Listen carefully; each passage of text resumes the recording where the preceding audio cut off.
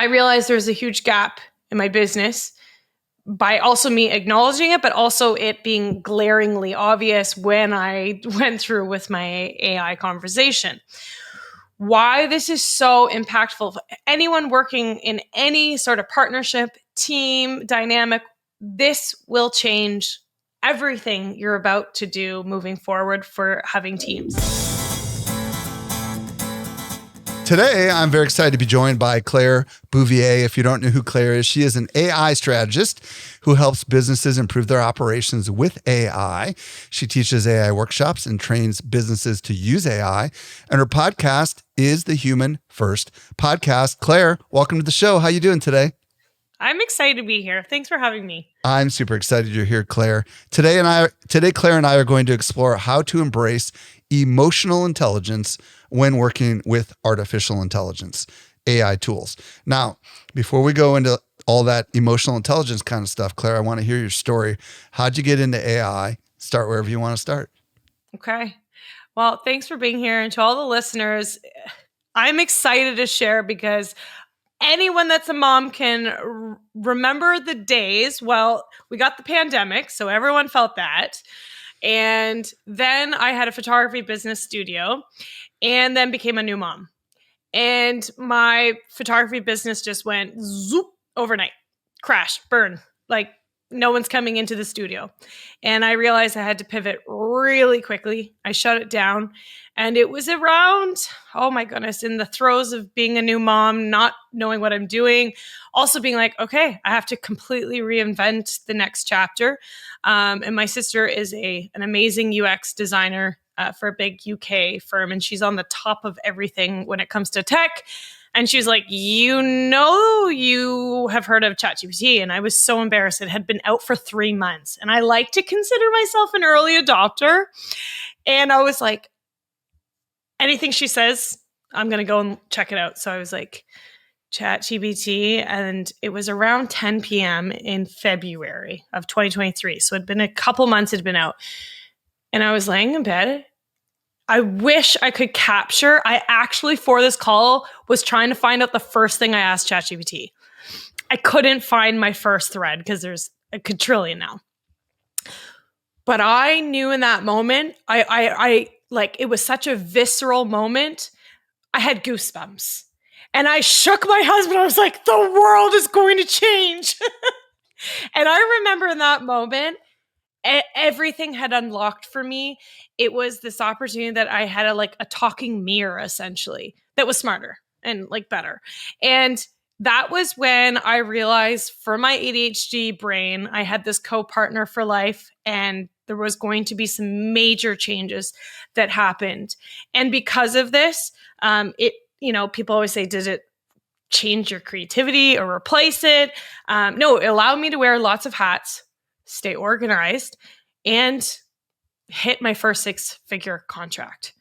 And I honestly, I feel like I'm an ambassador for OpenAI. I am not, but AI has unlocked and championed so many revolutionary things for me in the last 3 years. And so I'm so excited to share these little pieces, very human focused first AI. And that's essentially, there's a lot more to it, but that really encapsulates going from not having this partner to now a 24/7 administrative assistant and talking mirror, so to speak. So bring us up to the present. Tell us what you're doing now as a result of this awesome discovery that you made. Well, turns out I am really good at asking questions and love to ask questions. So I was running out of I was creating multiple accounts so I could keep using the tokens that the AI, and it was like, and you've hit your limit. I was like, and then when it came paid, that was like a game changer. But then I I was spending like $1,000 to be just chatting to find out which one was better and who had better answers and who was more human. And so all this questioning and feedback and, re-questioning it and figuring out how to speak to it and what not to say and what gives outputs. And then it really got to the point that I was like, when I started talking to other people, they're like, well, I don't know what to write. I'm like, what do you mean? You can ask it anything. And so over time, I started to realize, just showing my friends, showing anyone that wanted to solve any immediate problem. And this is where it unlocks. It personalizes the problem solving. So anything you have a problem, for a long time, you read a manual, you YouTube something, but it's just coming from the instructor. I started to realize it was personalizing feedback for my personality, my problem, my situation, how my brain works. And that unlocked everything. And so this is where now today I have officially launched with my co-partner, Kaylee. We run Brightlight, and brightlight.io unlocks these opportunities for people to show them how they can move through the world being human first, being an awesome individual and an empathetic individual, but also using the tool of AI to really expedite and really take their life to where they really want it to go in a really positive, exciting place. And so that's what I'm now doing. And it's humbling me every single day. I don't know where it's going to end up, but it's been pretty exciting. The people I've been able to work with, including yourself, you championing all these AI people, and so I thank you for that, because this has been a really exciting year for me. Awesome. Well, thank you for sharing brightlight.io. How do you spell bright light? Just so people, because there's so many different ways to spell bright and light, right? Yes. So a plaque in Latin when I was born, Claire means giver of light. And that's where it's played off of just my role on this earth is to try and shine light on dark places. And it happens to be with AI. So I'm using the old English BRITELITE.io.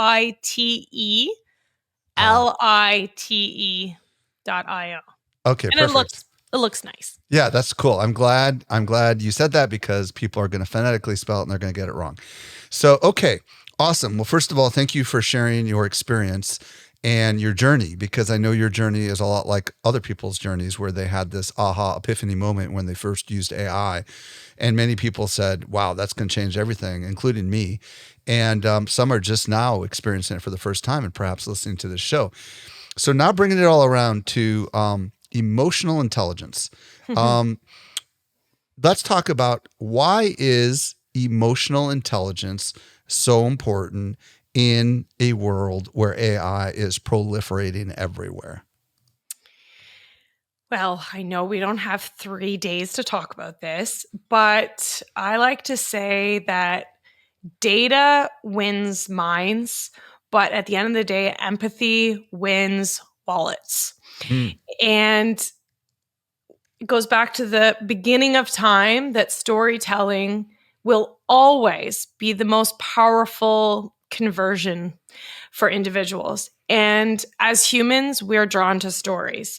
And in stories, they're emotionally built. My background was a high school English teacher, and this is what I would talk every day is like, it's not about, what happens at the end, but it's like the journey and how it's happening. And so we've gotten to a world where AI can commoditize anything, which is exciting, but the emotional intelligence is now going to be the differentiator. And AI is getting smarter at being very human-like. But at the end of the day, there are the offline worlds, the connections we make, where we want to go in life. AI can do a lot of things, but it can't replace you in the offline world.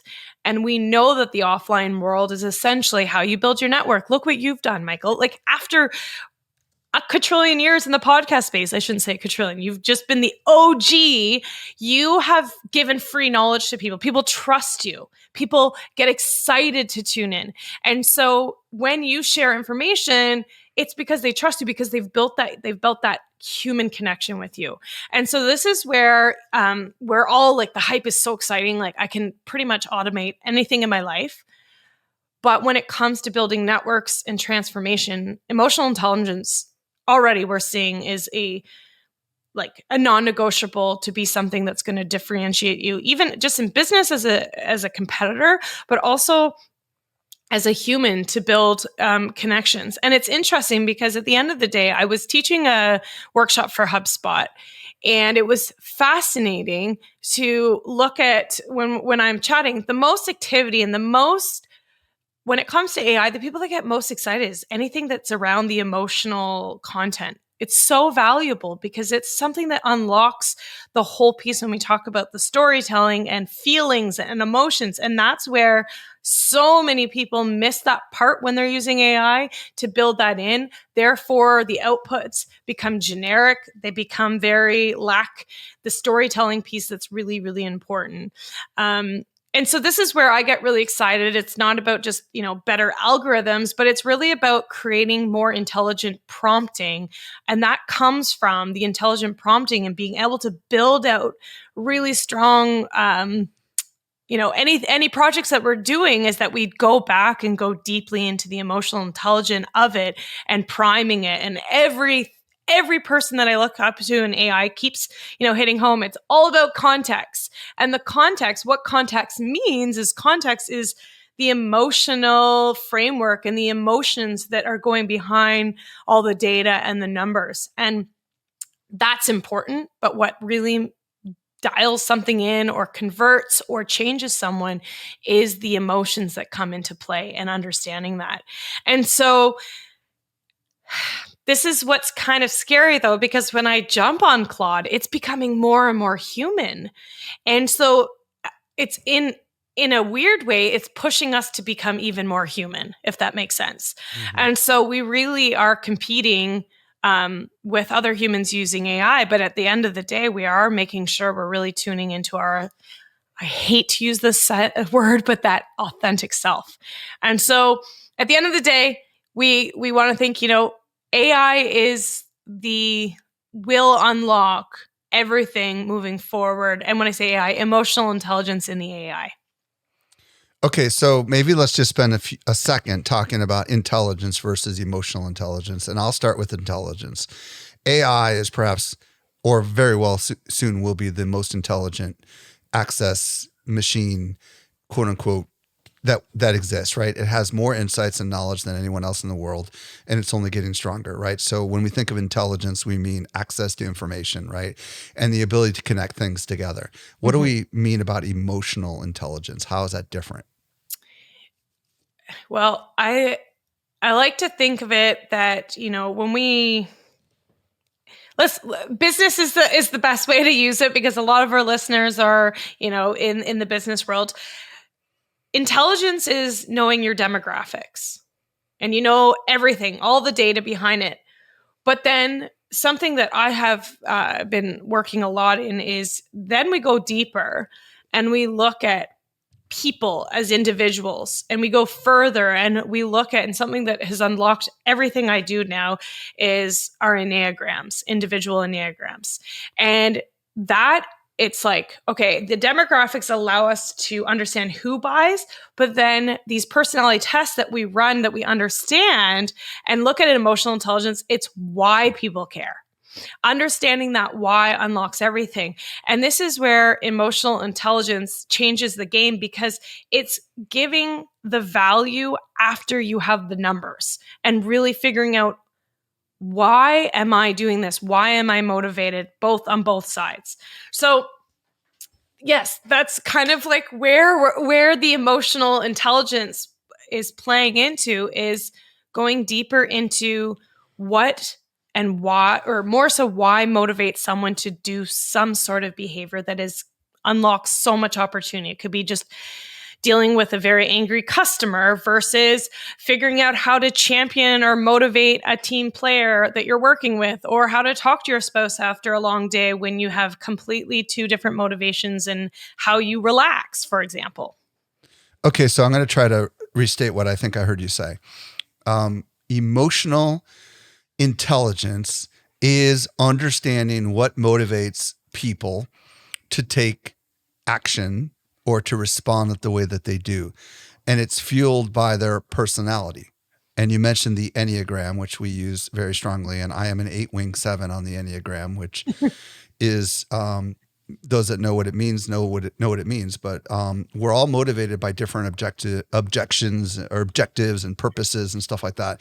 And I think what I'm hearing you say is that AI can really help you Number one, with the intelligence side of it.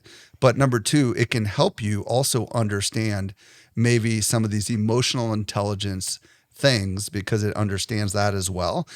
And that's where we bring our nature to the equation with the understanding of these things in order to be able to do something more. Is that, I don't know, I'm struggling to maybe describe this, but am I close? No, it's great. And you know what? It's funny because everyone, when we talk about it, there's so many different use cases and so many ways you can do it. And it's hard because I find it hard too. At the end of the day, we as humans, and it goes back to we only know what we know based on our experiences and our intelligence. And it is human nature for us to, and also completely normal for us not to always see the other person's perspective, their experiences, walk in my shoes kind of thing. Well, it's really hard to when you might be limited on information, or let's say you're under stress, or you're angry, or you're excited, and we miss a lot of things. And this is where AI has unlocked so much, is that if it just comes to understanding someone else better, it's about just kind of troubleshooting through that instead of just reacting like completely in emotion, because that's how we feel. We become better listeners, better leaders, better partners is when we can actually look at the other side. And this is the thing, is that AI has access to some of the greatest psychologists, researchers, statistics, all these things that we can tap into and saying, okay, imagine this is my situation based on X, author. I'm doing this with a parenting book, being like, based on this author, how can I channel, these resources? How do I prepare myself for this situation? And I can only prepare a situation based on my experience, my knowledge. But when we feed into, essentially, it's what's the best? It's a library that's giving us this. It's going through these thousands and thousands of books and pulling together the most personalized, best advice based on everything written based on our situation. Okay. And that changes everything. Love it. Okay. So let's say that we as humans, which everyone listening to this, I hope you're a human. I'm sure some AIs are listening to this, but we want to tap into leveraging AI specifically to help us with our emotional intelligence. You mentioned Enneagram, so why don't you kind of describe what that is, and let's get into this a little bit, because I feel like everything we're about to talk about here, and let me just preface this, everything that we're about to talk about today is going to be relevant in all aspects of our lives, because we have to interact with our children, with our spouses, with our boss, with our employees, with our customers. Some are happy, some are not. So there's always situations where where we could benefit, right, from understanding this emotional intelligence concept. So with that being said, go ahead and let's just describe what the heck this Enneagram thing is, and let's get into it. Okay. If you're me and you're biking listeners, jump off and listen. I don't want anyone hurting themselves. So the best part to start is, first, some people may have never taken a personality test. There's free versions, there's anything. And we say Enneagram because it's it's really, really granular on asking the right questions. It's 144 questions, and it will take you about 30 minutes, depending on how you answer. You go through the quiz, and it's going to spit out an awesome report. As Michael said, he's an 8 with a 7. He is a rock star leader and an enthusiast by nature, which makes him the perfect podcast host. We can go into that further. So one thing, this test can be a fantastic resource to actually just start career. Like maybe you're unhappy in your career. Maybe that's the starting point. We're diving too far, maybe, how to deal with a situation, but maybe we're just like, who am I? And maybe there's things that haven't been recognized that this test will pull out. So this is the greatest thing, is that you get those results. And if you're comfortable and you find a platform, I would say Claude in this case is the most private. And it's nice to have those conversations that you feel that it's private conversation. You put in the results and you just ask it questions. And I will provide after today suggested questions you can ask. AI. And if you're in Claude or whatever, it's ChatGPT, depending on what your preferences are. You're going to ask the questions of being, based on what you know about me, what are some things I should be focusing on in my day-to-day job at work if I struggle with this? Let's say I'm having a trouble in this case, or I'm excited about this, or I'm trying to plan this. It will then put it into a way that's packaged exactly in your personality. It will put it together and you can say, okay, whoa, step by step, just give me 1 week to plan it out. You can, if for people listening that are super AI rock stars, I've built an entire GPT dedicated to just my Enneagram. Anytime I enter a situation that's a personal situation, I have a project on Claude as well that I just go into and say, hey, okay, this is my next, little obstacle I need to overcome. I need a new perspective. Why this is so beneficial, or I will say necessary, is that it saves hundreds of hours of stress, going back and forth with teams, figuring out if you're doing the right thing. Did I get the right Christmas present for someone? Did I make sure that the text message was, not passive aggressive? And am I getting my ego in this? And it's actually really cool because it's humbling. And if you're open to just, being open to learning and growing, this tool, it's going to be unlock everything. And this is when, how do I talk to clients without being boring? Or how do I, lean into maybe more an introverted side or extroverted side of myself? And so it just starts with taking the test. You put it in the results, and then you start. And the nice thing is with AI now, and Michael, you can probably speak to this, AI, you can say, I don't know what I'm supposed to do with this information. We're at that point where AI can say, well, here are some things I would recommend. And then we go step by step. It will say, well, based on this situation, what I prefer, and the rule of thumb to keep it easy, I would say create a conversation that is only solving one thing.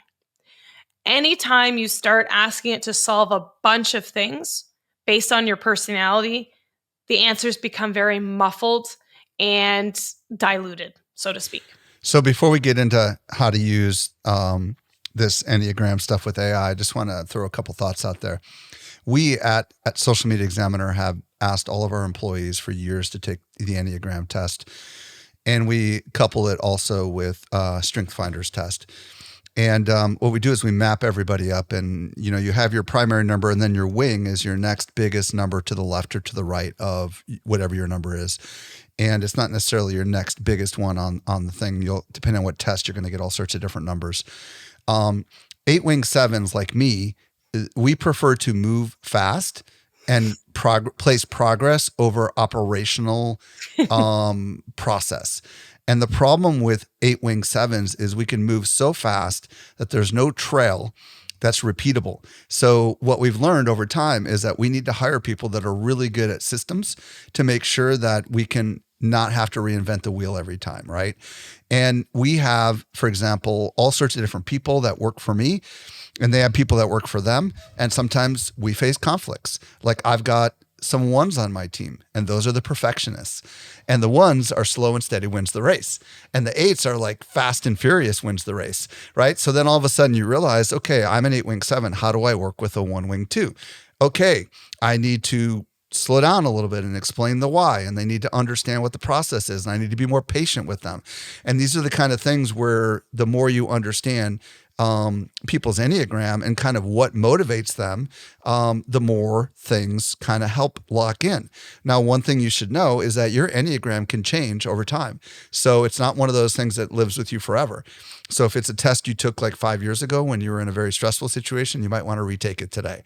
And like you said, there's a bazillion different places where you can take the test. So I just want to establish that. Did you want to add anything to that before we get, because presumably everybody's going to, by the time this is done, if you haven't done it, you're going to Google, and you're going to take an Enneagram test, and you're going to find out what your results are. And you should just be okay with whatever you come up with. If you don't like your results, you should just like not take the test again, right? Any thoughts on that before we move on to like once you have your test results, what to do with the AI?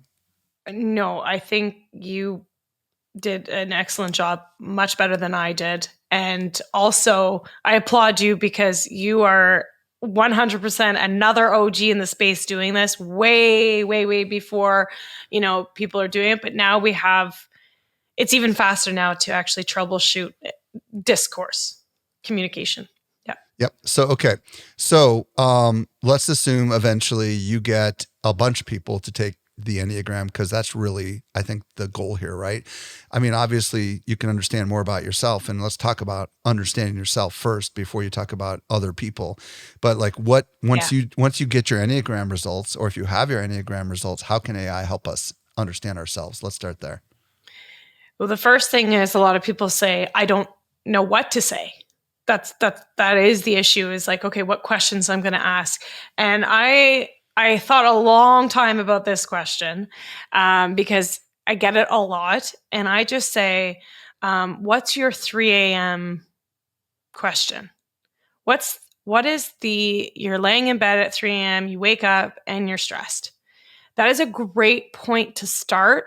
And the reason is because it's the deepest core struggle that you are wrestling with. Mm-hmm. That's like the elephant in the room. That's the biggest weight in your life. Because a lot of times people are like, oh, help me write this email or help me do this, which is very surface level help, which is great. But I think my mission is to help people to get right from the root. It could be something like, how do I get a bigger client? I keep struggling. I keep, grasping for these small clients, and I can't seem to scale. And it's such a big, big question. And the beautiful part is like, you start there and you say, this is my Enneagram.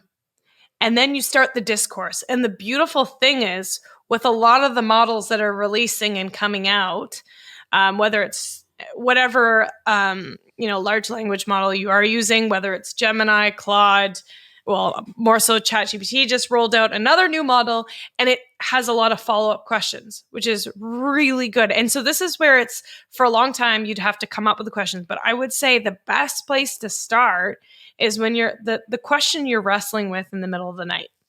And start there, because it's so broad and it's a big struggle. And then from there, you can actually start role playing different scenarios from there. And you might, through your Enneagram, I don't know if you've done this, Michael, but it's kind of shocking when I've put in my results, I say my big worry, and then it comes with, based on my personality, my Enneagram, it comes with a troubleshooting of like steps, saying, step one.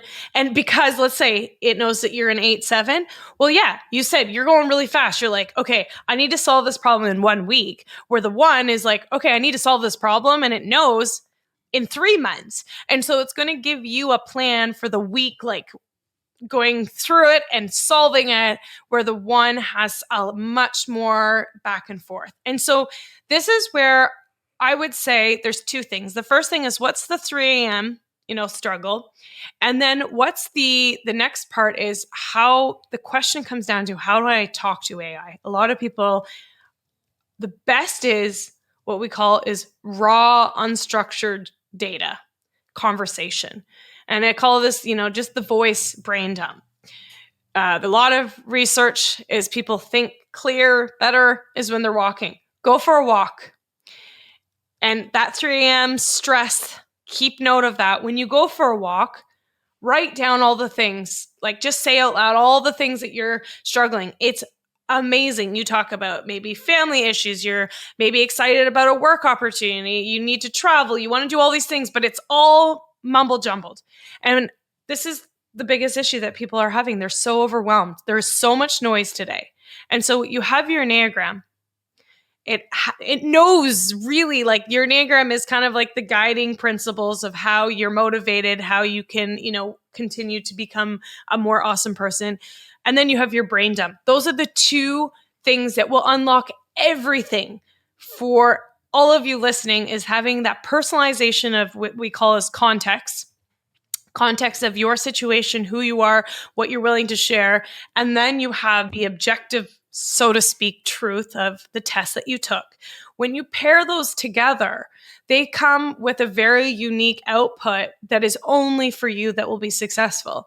And I said earlier in the episode, I was the girl chasing down small contracts. And there was a gap there. When I took my personality test and took my brain dump and I mirrored them, I then had a new plan that I had never considered because, again, my experiences led me to this. My, intelligence led me to this. I then got this new channel, this new perspective that I started entering a new communication channel. I tried new things. It was uncomfortable, and AI is not going to do it for you. But I started showing up differently. And as a result was instead of chasing, small contracts leading to much bigger contracts and work that I was more aligned for and that was delivering. And exactly what you, Michael, what you said, I now partner with a project manager for operations. So I this love is, that. I love that. Let me ask a couple things here. Well, there's a few things that I wanted to say, and I'm going to try to process them real quick here on the fly. So I think that what I'm hearing you say is open up. In this case, Claude. I use Claude also because I feel like it's better at understanding the human side of this Enneagram stuff. yeah. So maybe you would say something like you are a business growth strategist or a sales strategist who understands the Enneagram. I would like to talk to you about my situation, and I am an 8-wing 7, and then work with me, right? And then you chat back and forth with it. It will anticipate everything you just said. You could probably, I've tested it. You could just throw in your Enneagram. It's like, wow, I love your results. Do you want to talk about it? And you're like, well, yeah, that's why I'm here. Okay, perfect. So that's how we can use it as a thought partner, right? And what's cool is what I'm hearing you say is because there's so many of these different personalities, like you've got for each of these 1 through 9, there's a wing on each side. And so that means there's like 9 times whatever. There's a lot of variations here to help us understand ourselves and have breakthroughs. Yeah. How about working with other people though? How did you use it to make the right hire from an operations perspective, or how can we use it when we're dealing with conflict with somebody else? Great question. I think at the end of the day, we all can name one person that we kind of like, and you don't know why. And that's the exciting part is that, as much as I get teased for AI as my go-to, it really has been unlocking all my offline worlds because I've taken the time online to have the discourse and to figure out what I'm missing in the conversation because I'm, tunnel vision sometimes. We think in a certain way. And so I realized there's a huge gap in my business by also me acknowledging it, but also it being glaringly obvious when I went through with my AI conversation. Why this is so impactful for anyone working in any sort of partnership, team dynamic, this will change everything you're about to do moving forward for having teams. The first is I worked with someone that little did I realize super amazing attention to detail, all things. And I understood that. And I was like, well, that's why I'm hiring her. What I didn't realize that her motivation wasn't to hit the next, scorecard with a client or, make more money, or her motivation strictly was she's a helper. She just needed to be told when she's doing a task, why she's doing the task and how it helps the mission. And the mission being, of our bright light, trying to help small, medium businesses using AI. And so this is what really unlocked it, was that I was like, okay, I knew what I needed, why she was valuable to me, but I wasn't understanding her value, what she needed. And so as soon as I started, and the reason why was tasks weren't getting done. or things were there was a disconnect, things were happening. And so this is when I started diving deeper, and it wasn't until I realized the incentivization for her was like astronomically different than what a motivation would be for me. And so this is where, if anyone is working in a partnership, in a team dynamic, is just saying, hey, and a lot of people are like, well, I don't know their Enneagram. And that could happen because it could be just a client you're working with. You're not like, hey, before I talk to you, I need you to take this test. That is not realistic. But you will be able to get characteristics. And this is why, again, emotional intelligence is so important, is that I always take notes about when I meet someone. I notice behaviors, just little things. I just commentate my entire day. And when you commentate your entire day after you talk to someone, you notice patterns, and you don't want to assume, but you could say, hey, these are the patterns I notice, and they're probably fitting into this bucket of the Enneagram. And it's broad, but it allows you then to start the discourse and the communication with that individual to lean towards the commentary that you've been narrating, to really lean into having that conversation with someone, especially if you notice they're defensive. Well, then maybe you let the guard down. You say, hey, like, I really like working with you because of this. And that maybe they just needed a compliment to get them at ease and to realize you're not out to compete with them. Or maybe they're like super anxious, and you can say, hey, like, this is not going public. I just want you to know that this is a conversation.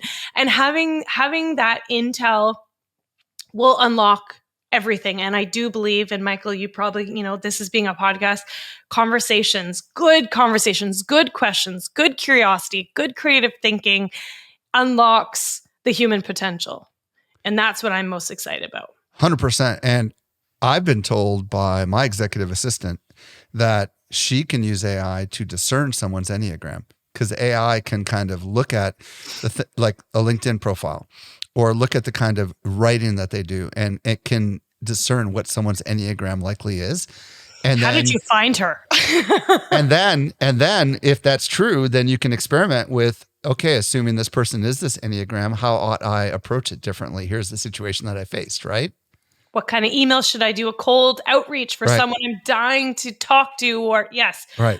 And I've done it a million times and it works. Very cool. Okay. So, but is it fair and reasonable for us if someone's working with you? I mean, I make everybody, even candidates, I ask them for their Enneagram. If they haven't taken it, I ask them to take the Enneagram test, because I feel like it's really important. Mm-hmm. And of all the tests I've ever done, Myers-Briggs, DISC, Strength Finders, Enneagram just seems to be the one that transcends work and personal life. It just seems to get to the core emotional side of it. So once we've got an understanding of what our Enneagram is and other people's Enneagram, and we begin going to AI to help us to discern how we ought to behave differently in this situation, or how we should craft a message to increase the likelihood that the recipient responds favorably. Mm-hmm. What comes next? Well, execute. Test it and track it. I feel like so many times we, intuitively do something, but if you can start quantifying it and actually tracking it, and this is where, for anyone in the marketing or the business worlds, this unlocks a lot of things, because you start recognizing, like, for example, AI loves emotional words. And as soon as we can start understanding, sentiment analysis and how we're performing, then you can double down and start really focusing in on that and recognizing. And what I've realized is that you take these tests that seem, and when I say test, you try something out and you put it out, whether it's an email, and you look at the ones that are converting. And it's nice because in a world of so much noise, you notice faster and faster the things that are really resonating with people. And then you have to ask yourself, is it resonating with you? Is this, AI's kind of guided you to consider a new way of approaching something? And then you have to ask yourself, and when it comes to an email, that's one thing, but I'm talking more about maybe a product launch, or I'm talking about, announcement for, AI suggested that the team needs, weekly live calls, motivation calls, 10 minutes, and you test those and you get feedback.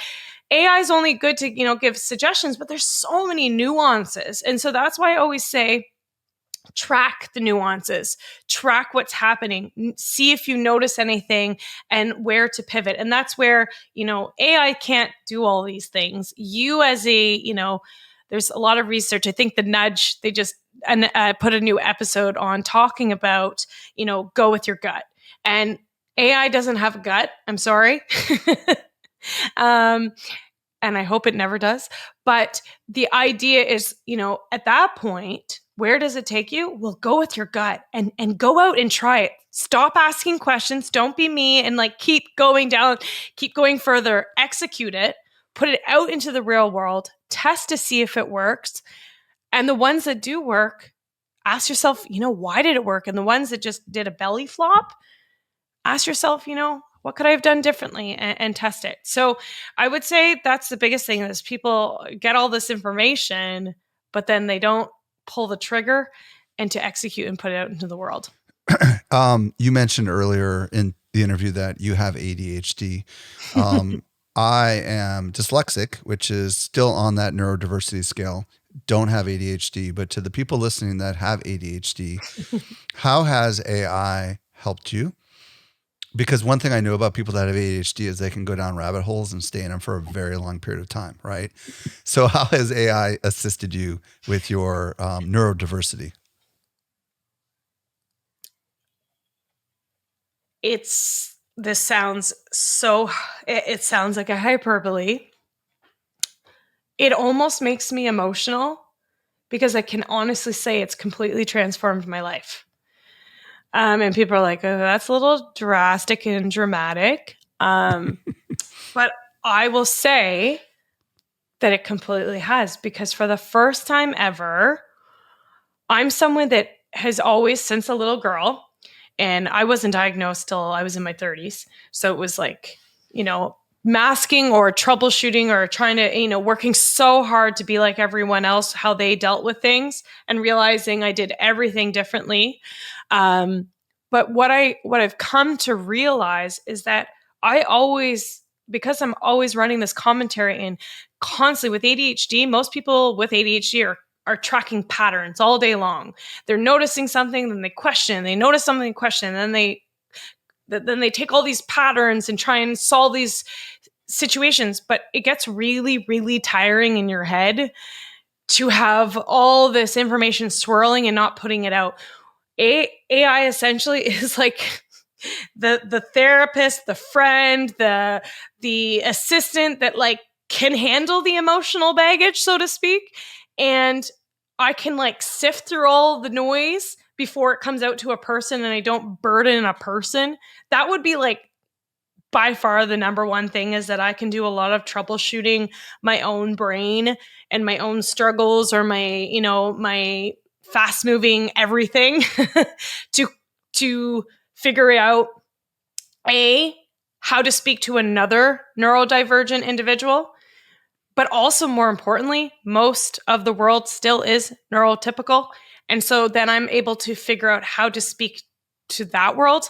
I'm one of 8 kids. My mom had 8 of us, and we're all very different. And it has helped me so much to rebuild or, work on relationships, even just with siblings, because I recognize these are the things that are really important. So that's just the number one thing.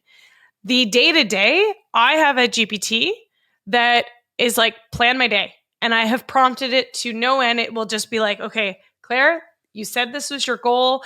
We're not going to go down these rabbit holes. Here's feeding off the Pomodoro. It's feeding off the, CBT, cognitive traits. So cognitive behavioral therapy that I've done for over a decade, taking everything I've learned into one place where I'm like, brain dump, here's my week, and it plans it, and it is gorgeous. It still makes me this sounds hilarious. I'm falling in love with Claude.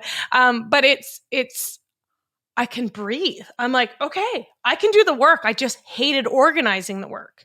And when I say hated, torture putting into quadrants and organized. So that's the second thing. The third thing would be just like in real time, it feeds a creative thing that like when I'm cooking, for example, I don't follow any recipes clearly.